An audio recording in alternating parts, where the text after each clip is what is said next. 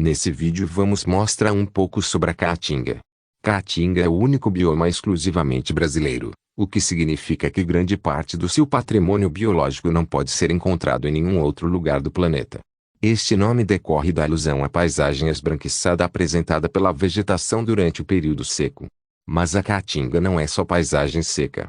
Nos períodos de chuvas entre outubro e março tem uma paisagem muito bonita e pouco explorada, com uma diversidade em animais e plantas que é encontrado somente nesta região do Brasil. Essas plantas aquáticas reaparecem nos períodos de chuvas. E algumas espécies de patos que migram para essa região para se reproduzir e proteger seus filhotes dos predadores. O curioso é que algumas espécies ficam por um curto período até se reproduzir e migram para outros lugares. Acredita-se que eles vêm reproduzir ali por ser um lugar seguro de predadores dos seus filhotes. Já outras espécies permanecem enquanto tiver água e alimentos. Nos últimos 4 anos nessa região que fizemos o vídeo, choveu mais que na média. Com isso o período da seca foi favorável para os animais da caatinga. Inclusive algumas espécies desses patos não migram de volta e permanecem nessa região. Não consegui filmar mais de perto, pois eles são muitos ariscos. Nesse lago tinham cerca de 20 patos, alguns de espécies diferentes.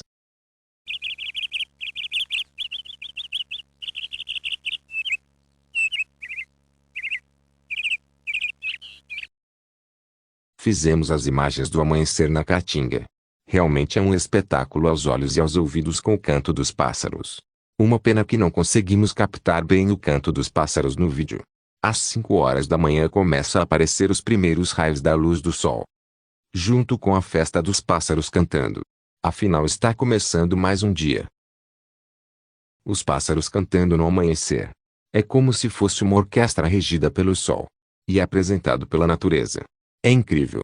Entre o canto dos pássaros o que mais se destaca é o cardeal, que realmente tem um canto muito bonito, que é uma ave comum da caatinga.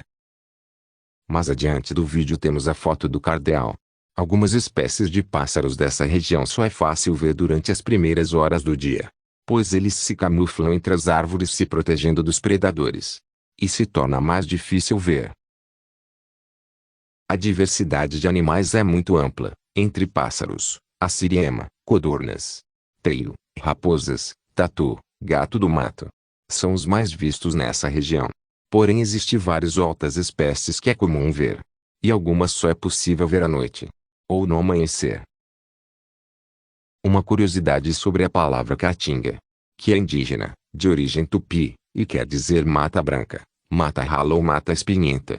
Porém algumas regiões da caatinga são diferentes. A vegetação é mais preservada, com várias espécies de árvores altas, como aroeiras braunas, sucupira e entre outras. Não é só a vegetação rasteira. Nessa região do sudoeste da Bahia, a vegetação é mais alta e é um pouco diferente das outras regiões da caatinga. No período de chuvas nem parece caatinga. Como vamos mostrar mais adiante do vídeo algumas imagens dessa região. Essas imagens foram feitas do nascer do sol das 5 horas até às 6 horas da manhã, quando o sol já nasceu completamente. Nas primeiras horas da manhã a temperatura é agradável.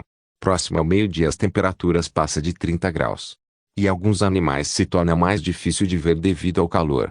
E nos períodos de chuvas as temperaturas são altas. No fim do dia depois das 17 horas as temperaturas também ficam agradáveis. E alguns animais noturnos começam a aparecer. Nos períodos de chuvas a vegetação rasteira se reconstrói totalmente. E reaparecem a beleza das plantas nativas, com flores muito bonitas. Algumas dessas espécies de flores só existem na caatinga. Fiz algumas imagens, porém não sei o nome científico dessas plantas. Algumas brotam e reaparecem nas primeiras semanas após o início da temporada de chuvas. Essas são apenas algumas de várias que coloram a paisagem. Existem algumas árvores que também florescem. E algumas dão frutos que servem de alimentos para os pássaros e alguns roedores. Lembra do pássaro que falei no início do vídeo? Que tem um canto muito bonito é esse. O cardeal. Veja esse sapinho bem minúsculo. Tem também algumas abelhas sem ferrão, bem comum dessa região. Falando em frutos da caatinga, o mais conhecido é o umbu. Veja a seguir o pé de umbu e o fruto. O umbu é um fruto meio azedo e rico em vitaminas. O período de safra do umbu na Caatinga começa entre os meses de dezembro a fevereiro. Não só as pessoas que comem esse fruto. Os animais também. Algumas aves como o periquito. O fruto, quando fica maduro, ele fica amarelo. E começam a cair do umbuzeiro. E tem um cheiro muito bom. Alguns animais vêm comer o fruto. Uma curiosidade sobre o umbu é que algumas árvores que produzem o fruto.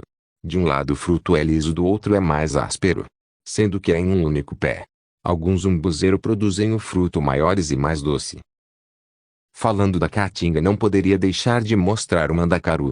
Esse cacto é o símbolo da Caatinga, que está presente em toda a região.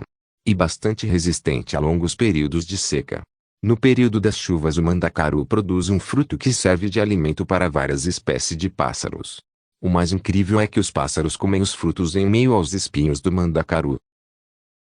Essas fotos do pôr do sol na Caatinga foram tiradas no mês de junho. Parece montagem, mas não é. As tardes nessa época do ano ficam assim, coloridas e mais frias, com os raios do sol se escondendo atrás das nuvens. É muito bonito. Veja mais algumas imagens a seguir. Em breve irei trazer um vídeo mais detalhado sobre essa região. Mas depois que você assistir esse vídeo, curte e se inscreva no canal. E ajude a trazer mais conteúdos legais.